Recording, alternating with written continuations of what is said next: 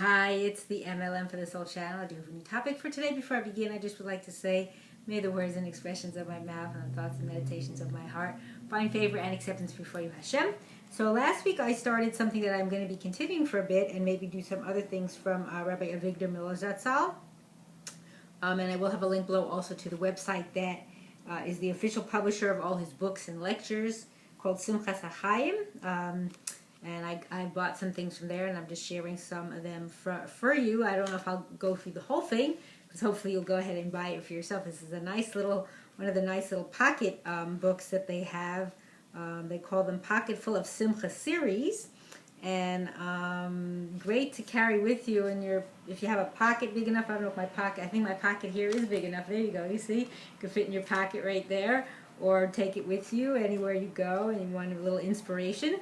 Rabbi Avigdor does a great job of inspiring. And I didn't share with you what it says here on the back. That's where I got the idea for the title, called Feel Hashem's Presence in the World. So it says here about the book, it says, rediscover the everyday miracles in apple trees, eggshells, and caterpillars, in rain, dandelions, and volcanoes, and more. Learn to see the Creator's, quote, fingerprints everywhere in the world of miracles around you. Called from Rabbi Avigdor's books and lectures, Miracles Everywhere is an inspiring collection about Niflos Habores, I should say, the Creator's wonders, must reading for anybody seeking to feel Hashem's presence in the world. So I read a few last time, and I'm going to continue here. This one is called Not Too Thick and Not Too Thin. So this is actually about eggshells, and I just mentioned that. So all eggshells are capable of withstanding the stress at birth, yet no eggshell is too strong to be broken open by the emerging chick or larva.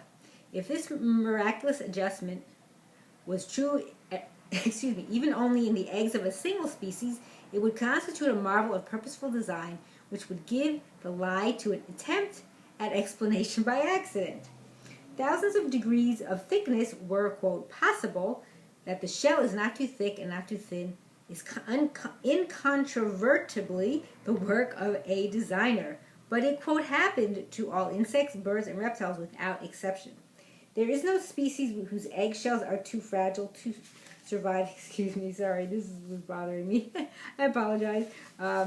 So there are no species whose eggshells are too fragile to survive the stress of birth. There are no species whose eggshells are so tough that the inmate cannot emerge, and there never were. There is not even a single fossil to testify to the millions of imaginary generations which failed to achieve this two-way miracle.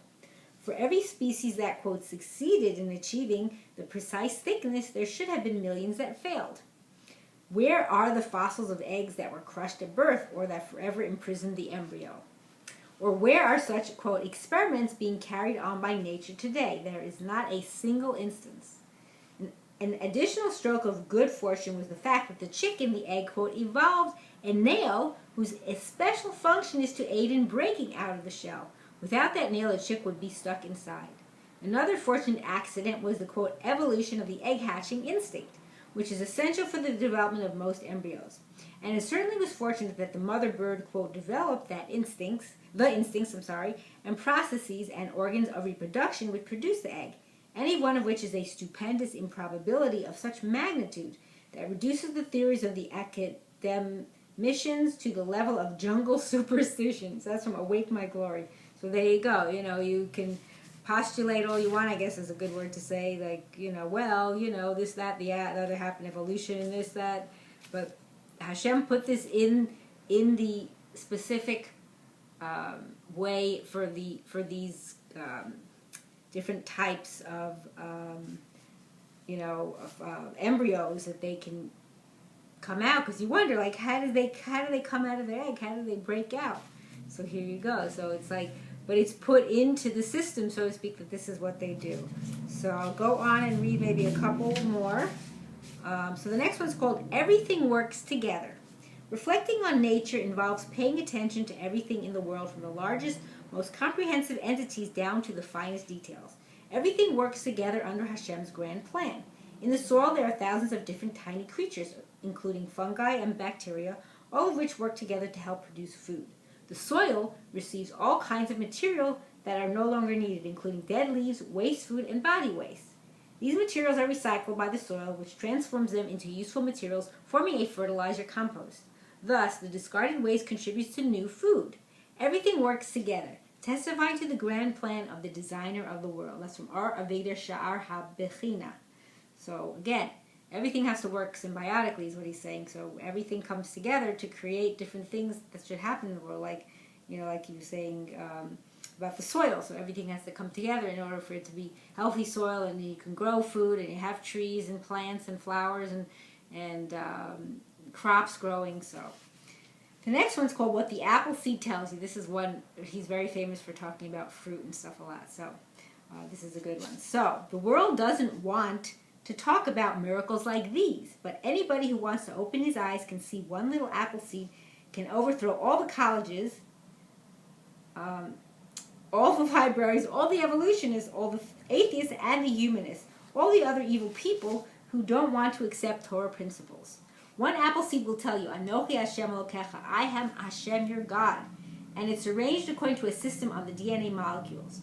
Because in one apple seed you have at least 1 million pieces of information about how to create an apple tree. At least 1 million, sometimes much more than that. Every bit of information is equipped with, every bit of information is equipped with equipment to carry out the information. All that is arranged with a system more complicated than everything in the Empire State Building. Everything has been done with the most infinite wisdom. The apple seed testifies to the Creator as clearly as could be. Everything in the world is exactly the same. There's not a natural object in the world that doesn't testify to the Creator. Plan and purpose are as open as could be. If you walk in the forest and you see logs standing up on 4 sides, and on top there are logs like a roof, it's a very rough cottage. How could that happen by accident? Could it be an accident the winds blew logs around until it became a little cottage?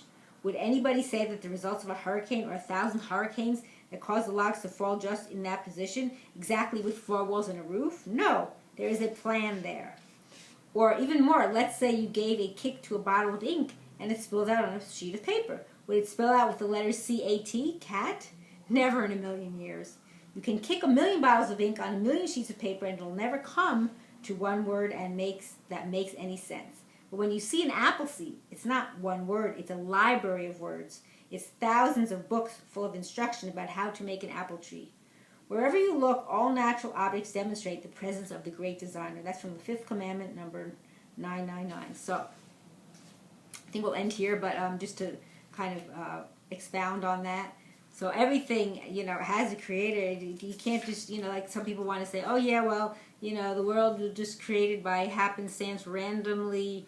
But then when you say, oh, okay, well then your car or your watch or your phone or whatever, this book, it just magically, abracadabra, you just threw something and it just came in together. All the parts needed to be where they needed to be. And so you'd say crazy, right? But how could you say that about the actual world? The world is infinity more times sophisticated, complicated. So many different things have to come together for it to exist. So that are beyond our even comprehension, and we wouldn't even have enough paper in this world to write down every little thing that took to just create the world, let alone maintain it. So there's no way we can ever think that, but yet people still want to think that. But they don't, I guess, logically they're not in the right frame of mind that that's what they think. So anyway, I hope you enjoyed this. This is part 2, and I'm going to maybe do a few more parts.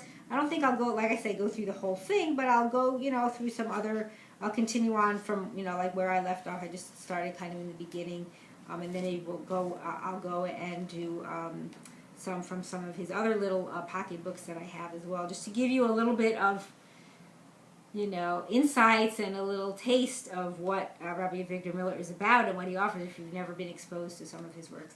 And I hope and pray that we will all merit to live and see the coming of Mashiach speedily in our days and the rebuilding of our final and everlasting Beit HaMikdash. Amen. And thanks for watching. And I forgot to also just show you what the book looks like, the pocket book, so you know.